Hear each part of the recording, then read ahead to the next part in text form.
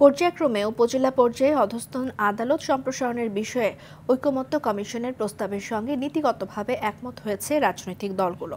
তবে সব উপজেলায় নয় বলে জানান কমিশন সহ সভাপতি ডক্টর আলী রিয়াজ। তিনি আরও বলেন, জরুরি অবস্থা জারির বিষয়ে বিদ্যমান আইন পরিবর্তনেও একমত হয়েছে রাজনৈতিক দলগুলো। নিম্নকক্ষে নারী আসন নিয়ে আরও আলোচনা প্রয়োজন বলে জানায় বিভিন্ন দলের নেতারা। আরও জানাচ্ছেন বিপুল দেবরায়। সংস্কার ইস্যুতে সংলাপের ধারাবাহিকতায় সোমবার রাজধানীর ফরেন সার্ভিস একাডেমিতে রাজনৈতিক দলগুলোর সঙ্গে আলোচনায় বসে জাতীয় ঐকমত্য কমিশন। বৈঠকে উপজেলা পর্যায়ে অধস্তন আদালতের সম্প্রসারণ, জরুরি অবস্থা ঘোষণা এবং নারী প্রতিনিধিত্ব নিয়ে আলোচনা করা হয়। এতে বিএনপি, জামায়াত, এনসিপি সহ বিভিন্ন রাজনৈতিক দল অংশগ্রহণ করেন।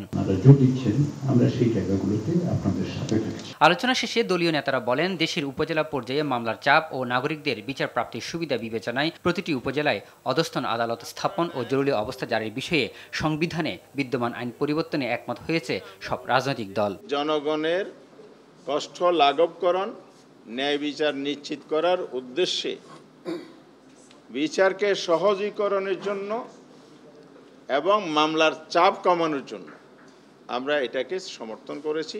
অধস্তন আদালতকে উপজেলা পর্যায়ে ওই উপজেলাগুলোতে সম্প্রসারিত করা, তবে সেক্ষেত্রে সংশ্লিষ্ট উপজেলাগুলোতে সেই রকম একটা পরিবেশ তৈরি করতে হবে।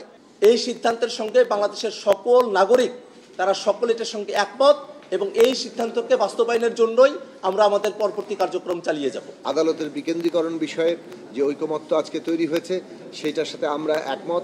উপজেলায় অধস্তন আদালত স্থাপন ও জরুরি অবস্থা জারির বিষয়ে দলগুলো একমত হলেও বিএনপি নেতা সালাউদ্দিন আহমেদ জানান, সংসদ অধিবেশনের মাধ্যমে আলোচনা করে সিদ্ধান্ত নেওয়া উচিত।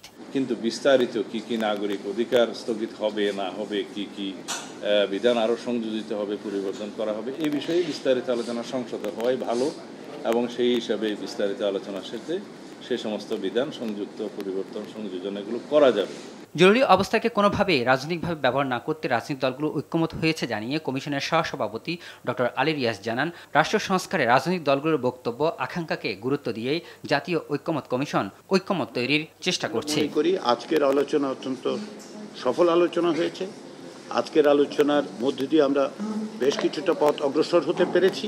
একটি বিষয়ে জাতীয় ঐক্যমত্য তৈরি করা গেছে এবং আমরা আশা করছি যে অব্যাহতভাবে আগামী দিনগুলোর আলোচনায় আমরা জাতীয় সনদ তৈরির ক্ষেত্রে আরও অনেকটা পথ অগ্রসর হতে পারব।